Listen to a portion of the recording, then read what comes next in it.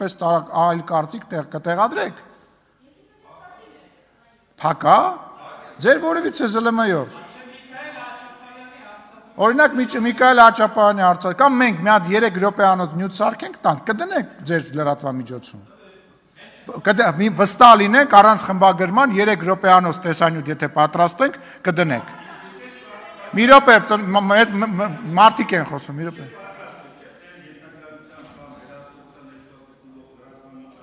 Ահա։ Բայց մի րոպե դուք մեզ ինչի մեջ ասես մեղադրեցիք, գնում եք հանրային հեռուստատեսություն, ինչ պետքա խոսում եք, դուք ձեր մոտ չունեք։ Հրապարակում եք, թե չեք հրապարակում։ Կհրապարակեք, թե ոչ։ Այո, թե ոչ։ Մի լռեք, պարոն Մինասյան։ Այո, պարոն Ալեքսանյան, դուք որպես մեր քարոզչության պատասխանատու կուսակցության խնդրում եմ, էլի, պարոն Մինասյանը հրապարակորեն ասեց, որ պատրաստ է, 3 րոպեանոց նյութ եկեք պատրաստենք, տանք թող հրապարակեն, պայմանավորվածությունը ձեռք բերված է, շնորհակալություն, կոնտրառաջարկը հետո քննարկենք, ես դե հիմա արդեն սա առևտուր է, դուք արդեն համաձայնել եք, համաձայնելուց հետո կոնտրառաջարկ չեն անում։ Խնդրեմ, պարոն Գոնջորյան, համեցեք, պարոն Գոնջորյան, համեցեք, խնդրեմ, նյութը խնդրում եմ մեր գործընկերներին զբաղվեն պատրաստ են։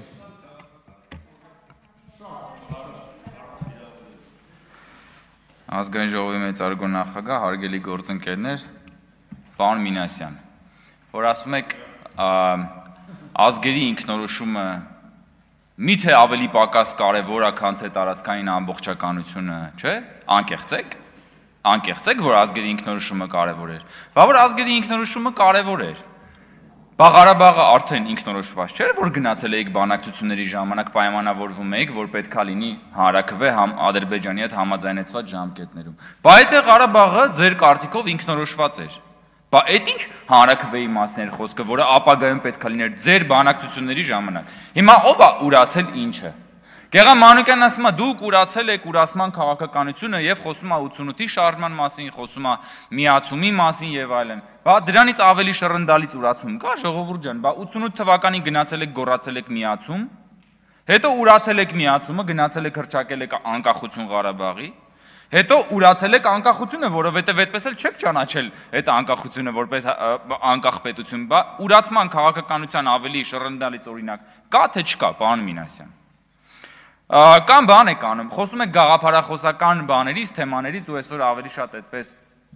օրը նվիրված է դաշնակցության փսիխոանալիզին,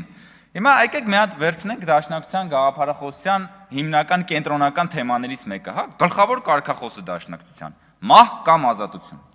Ինչ է նշանակում այս կարգախոսը։ Հələ եկեք մի պահ մահը դնենք դեռ մի կողմ։ Մահվան հետ ամեն ինչ պարզ է, մահը։ Ո՞րն է ազատությունը։ Դաշնակցության, օրինակ ազատությունը պետության համար, քաղաքական ազատությունը ո՞րն է պետության համար, ինքնիշխանությունն է։ Ինքնիշխանությունն էլ ունի իր շատ կոնկրետ ատրիբուտները։ Օրինակ սահմանազատված սահմանը։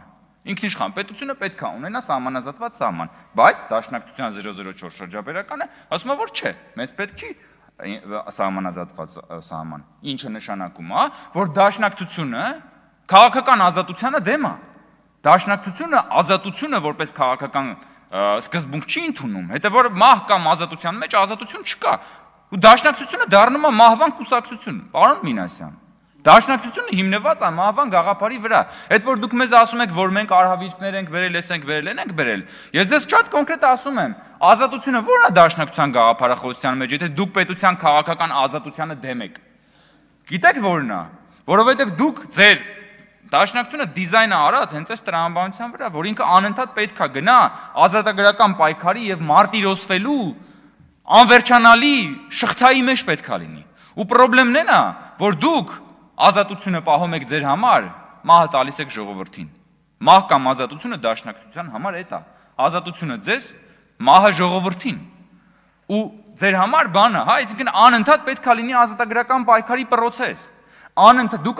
դուք միշտ փնտրում եք ինչ որտեղ փնտրում եք Աբդուլ Համիդ, որից պետք է ազատագրվել։ Նույնիսկ եթե չկա Աբդուլ Համիդ, դուք կհորինեք Աբդուլ Համիդ։ Նույնիսկ երբ որ մենք ունենք անկախ պետություն, դուք անընդհատ ուզում եք ազատագրվել այդ անկախ պետության մեջ։ Ինչի՞ց եք ուզում ազատագրվել, երբ որ մենք արդեն ունենք անկախ պետություն, պարոն Մինասյան։ Ամենապրոբլեմատիկն է նա, որ դուք այդ ազատագրական պայքարի կրակների մեջ ժողովրդին ուզում եք որպես տաշեղ գցեք,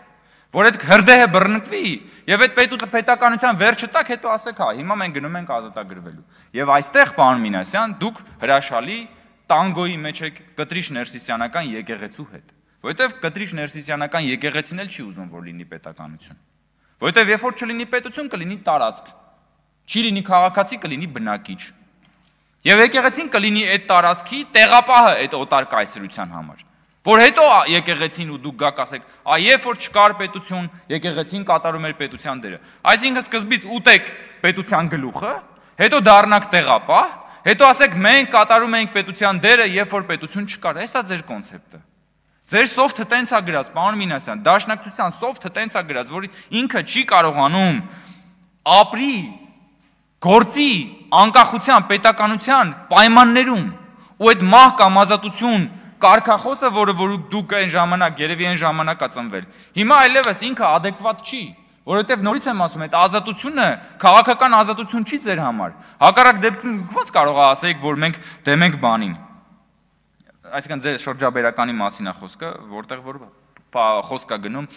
սահմանազատված սահման չունենալու մասին։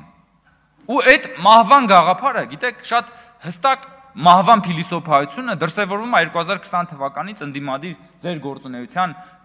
գրեթե բոլոր բաների մեջ, փաստերի եւ քայլերի մեջ։ Իմ մոտ տպավորությունն է, որ դուք որպես ընդդիմադիր ուժ ոչ միայն դուք, էլի դուք բան չունեք, էմոցիոնալ ինտելեկտ չունեք, էլի այդ emotional intelligence-ը, որ այսինքն դուք չեք հասկանում ոչ ձեր էմոցիաները, ոչ էլ ժողովրդի էմոցիաները։ Որ ասեն, օրինակ դուք չգիտեք, իսկ մարդիկ ինչ են ուզում։ Մարդիկ ինչ են ուզում ի վերջո։ Դուք անընդհատ վերցրած սեղմում եք մարդկանց ցավի կոճակների վրա։ Ուզում եք, որ մարդկանց ինչ որ տեղը ցավա, որ հետո այդ ցավի մեղավորությունը բարթեք իշխանության վրա, որ հետո գաք մարդկանց ցավի վրա իշխանություն վերցնեք։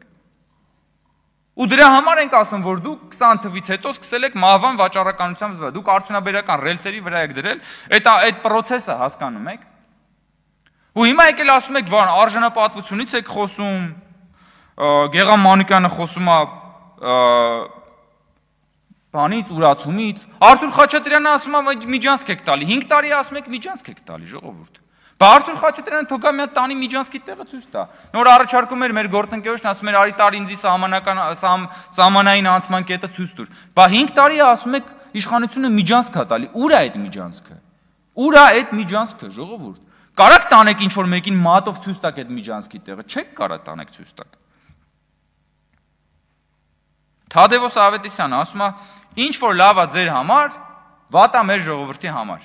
Հետո մի նախադասություն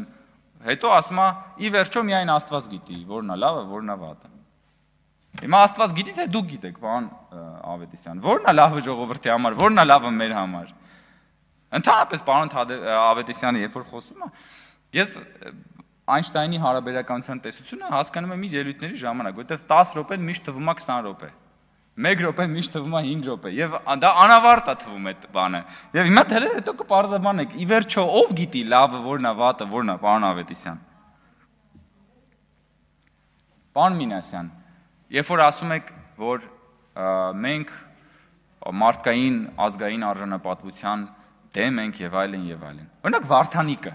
Վարդանիկի բովանդակ ամբողջ գործունեությունը մարդկային արժանապատվության հետ ոչ մի խնդրեմ չուներ։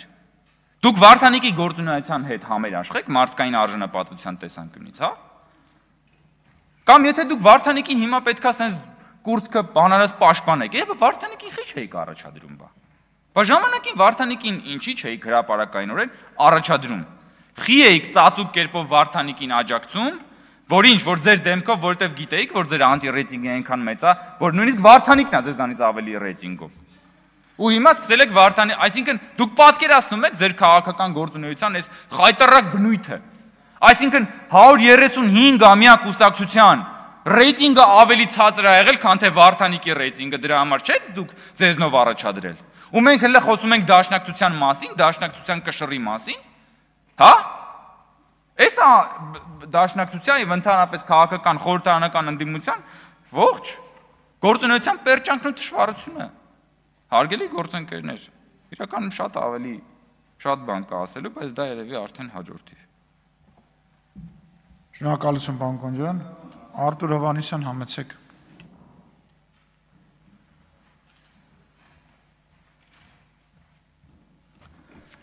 Ազգային